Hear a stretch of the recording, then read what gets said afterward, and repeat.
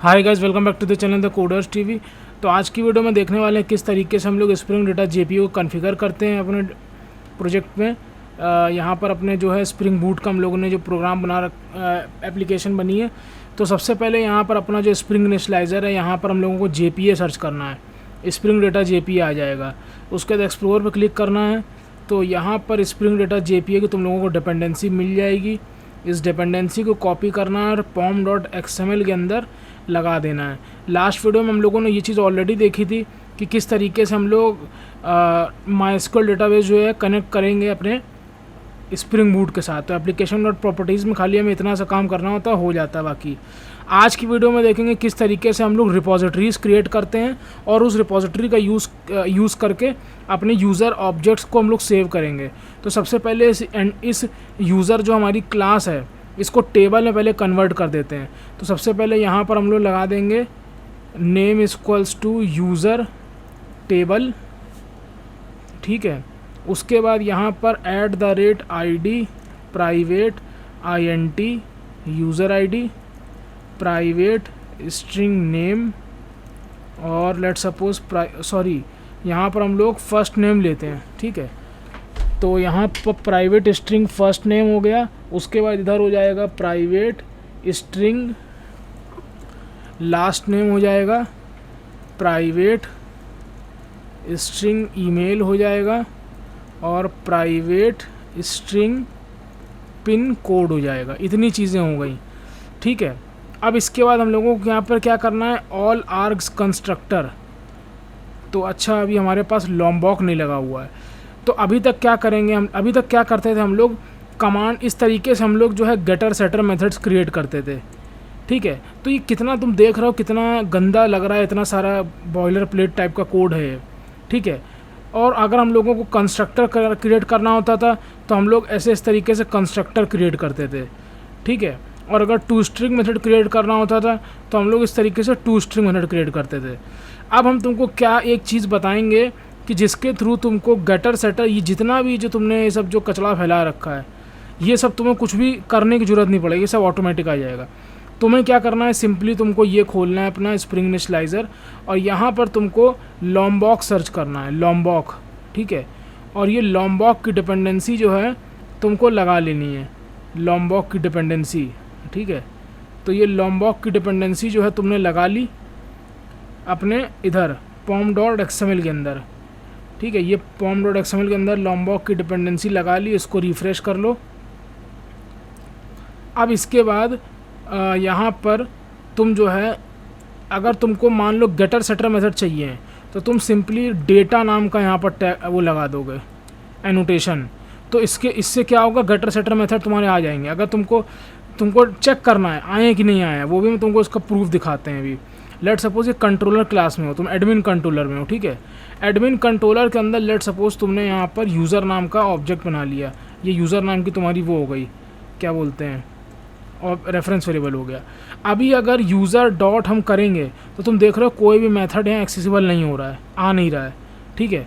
लेकिन अभी इसके बाद लेट सपोज यहाँ पर हम @data लगा देते हैं। तो अब तुम देखना यूज़र डॉट,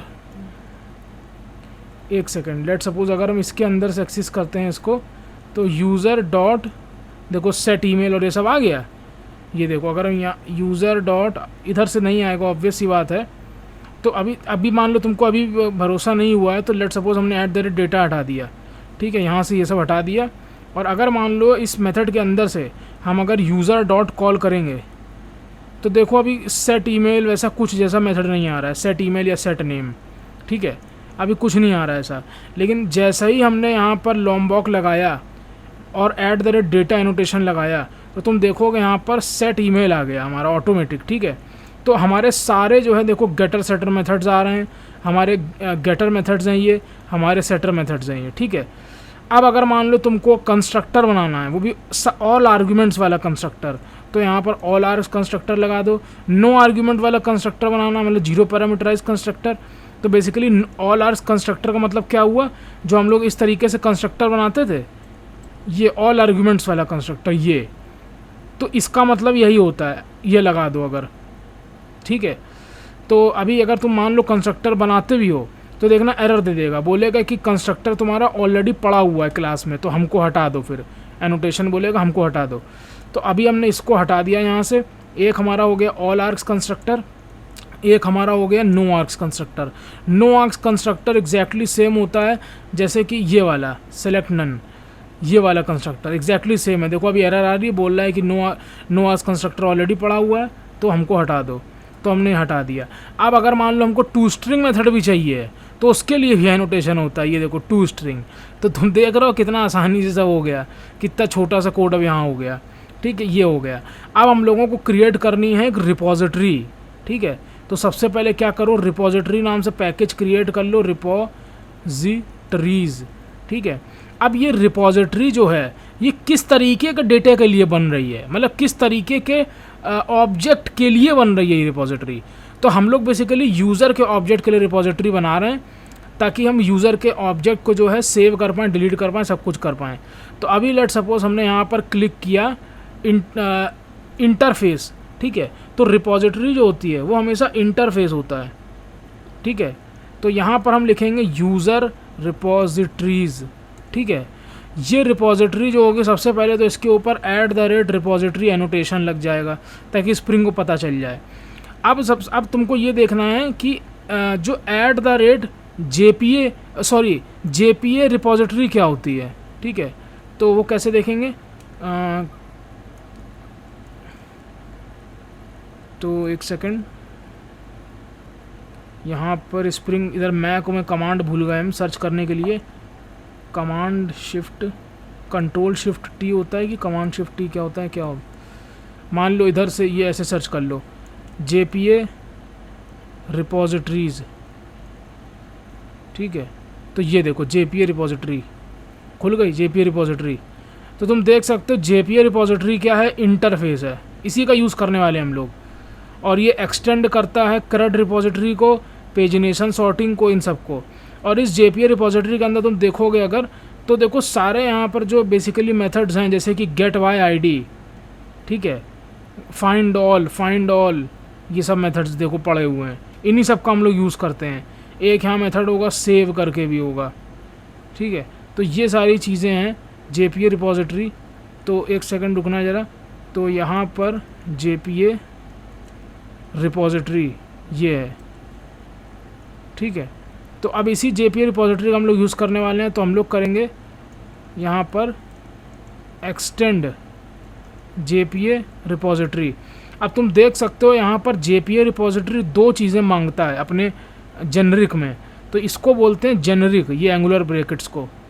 ठीक है, तो दो चीज़ें क्या क्या मांगता है, तो दो चीज़ें जो तुम्हारी मांगता है वो मांगता है टाइप और उसके बाद ID।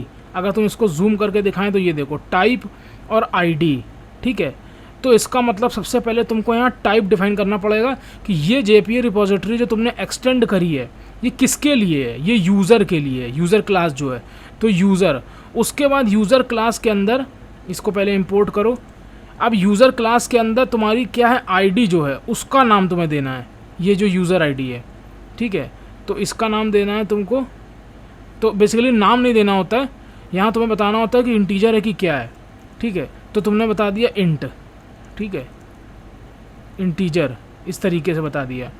ठीक है, अब तुम क्या करोगे, इस रिपोजिटरी के अंदर जैसे ही तुमने इसको एक्सटेंड किया तो यहाँ पर JPA जो रिपोजिटरी है, जो JPA इंटरफेस है तुम्हारा, बेसिकली ये जो JPA तुम्हारा इंटरफेस है, इसके अंदर जितने मेथड्स होंगे वो सारे तुम्हारे इस रिपोजिटरी के अंदर आ गए होंगे। ठीक है, अब लेट सपोज हमारी ये जो स्प्रिंग बूट की मेन एप्लीकेशन है हम इसी के अंदर काम करते हैं। तो यहाँ पर लेट सपोज सबसे पहले हमको डेटा सेव करना है। अच्छा, उससे भी पहले हमको तो टेबल क्रिएट करनी है। अभी क्या है, करेंटली हमारे डेटाबेस के अंदर टेबल नहीं पड़ी होगी आई थिंक, ये देखो स्प्रिंग बूट 2024 करके टेबल नहीं है। तो जैसा ही हम प्रोग्राम को चलाएंगे हमारी टेबल जो है ऑटोमेटिक क्रिएट हो जाएगी। ठीक है, तो टेबल क्रिएट हो चुकी है हमारी। अब हम इसको जैसे ही रिफ़्रेश करेंगे तो तुम देख सकते हो यहाँ टेबल हमारी आ गई, यूज़र टेबल। अब इसको हम सेलेक्ट करेंगे तो तुम देखो ये सारा सब कुछ जो है अपना आ गया। अब क्या है, सबसे पहले तो आज की वीडियो में अभी इतना ही रखते हैं, ठीक है। वीडियो नहीं तो लंबी हो जाएंगी काफ़ी। नेक्स्ट वीडियोस हम लोग ये सब देखना शुरू करेंगे, किस तरीके से JPA रिपोजिटरी का यूज़ करके डेटा सेव करते हैं, क्या करते हैं, सारा सब कुछ देखेंगे। मिलते हैं नेक्स्ट वीडियो में। Till then keep learning. Shubham Nigam signing of.